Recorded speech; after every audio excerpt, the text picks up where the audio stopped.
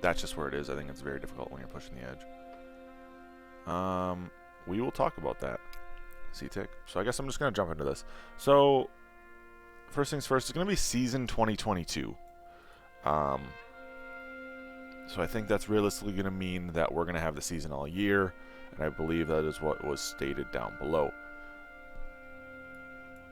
Over 300,000 new players, or total players, are now on Legion, which is literally nuts comparatively. I think we were sitting where there'd be 300 players playing just 5 months ago. So the game has definitely grown a lot. It's also why we see so many questions about intros and everything else. Nova Cup signups are still going, I believe. Oh wait, no. Divisions 1, 2, and 3 have been filled. Division 4 currently has availability. I imagine Division 4 is a lower division. And it seems like Nova Cups will be every single month. So it does give us some reoccurring tournaments. I personally will not be in this one just because I'm not going to be in town. Next month, everything, looking correct, I will probably play the next tourney. We're just getting some season 4 dates here. January 6th is when it ends, so literally tomorrow. By the time this video gets posted, probably today, right? I'll probably try to post this first video ASAP. So we're looking at literally ranked is now disabled. The 1v1 featured mode is going to be out for the next, work week. The rewards were given out sometime in there. Usually it's middle of the time you'll get your reward, and then towards the end they show you your soft reset rating. The patch is expected to drop anywhere from in between the 7th and the 10th. So sometime during the 1v1 mode, everything's going to change and everyone's going to suck because we all have to deal with new everything. And as we'll get into later, there is actually an absolute crap ton of new stuff that they're changing when it comes to balance patches, etc. And the new season begins on the 11th at 8 a.m. PDT and 5 p.m. CET. So it's going to be a normal 5-day hiatus, realistically. But the thing that really entices me here is all featured game modes now are going to have skill-based matchmaking, visible ratings, and event points. And you get rewards for all those things. So there's actually an incentive to play the featured mode. In the past, it was basically just a play to have fun or play just in general. Now it's going to be something that you can kind of strive for, right? You get an essence boost for finishing in the top 1,000. And if you reach just 150 EP at any point, you gain 500 essence. So it's 2 EP per game, as well as you gain and lose some by winning or losing. So at the worst, I'd imagine it's going to be like 75 games to get the 500 essence, though I don't know what the losses will give you, right? So you might be gaining 2 just for like playing a game, but then losing 5 because you lost. But on your win, you might then gain 8 because you gain the 6 plus 2. We'll see what happens there. I'm excited for 1v1 though. I think it's going to be a neat little change of pace.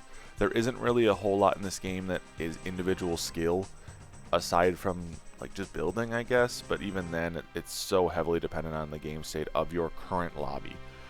Whether there's a lot of income, there's no income, you're starving, you're being starved, how your teammate's sending, is he feeding, is he starving, is it somewhere in between? Like that kind of stuff is really, really difficult to play around sometimes.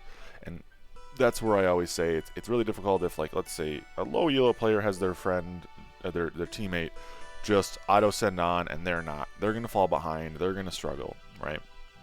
But it doesn't mean they're doing something wrong, which is hard for people to grasp. I'm excited about the season goals, excuse me. I think it's going to be something that allows you to work for something, right? I think this will be similar in scope to how, Rocket League, Pass, or anything else has like a goal you want to reach for. I am kind of sad it's only 3 of them. I wish there'd be more to it, because it is something like I can play around, right? Like, you must win utilizing a certain unit, and it has to have so much don't know, value of your build, etc.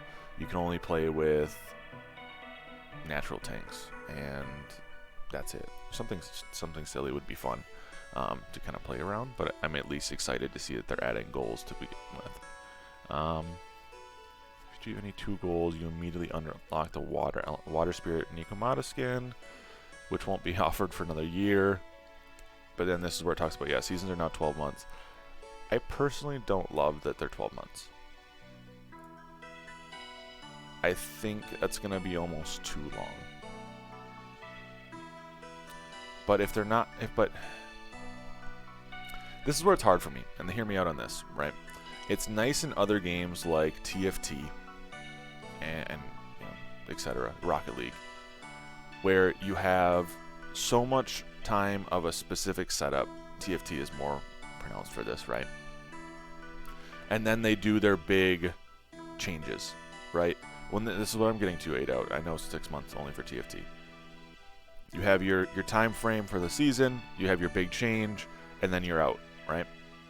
A new season comes, they change it up, you add a new feature, you do a new mode, things change structurally with how the game is set up.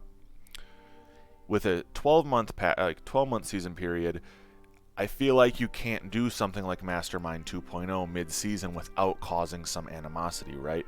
Because you change the distinct way the game is played, right? So we're looking out, and the way I look at it is now we're looking at it's going to be another year before we get another crazy change like Mastermind 2.0. Is that true?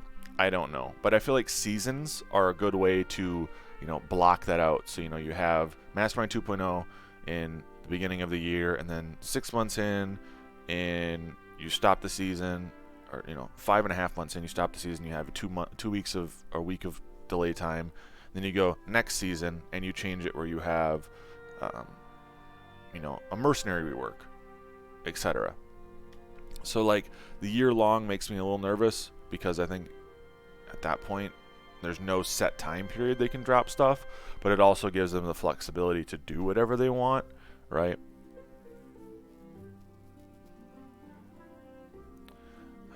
But the other thing too, I think, is it's harder to go for a goal. I think it's harder to go for a goal, right? And not everyone's going to want to play for 12 months straight, so you're going to have some decay in there. You're going to not play for all that time. I think the seasons resetting more frequently causes people to have a want to play, right? They want to hit that goal for the season, and then they can be done. So I think a year long might be a little bit too much. Because to me, a season is a goal to play for, right?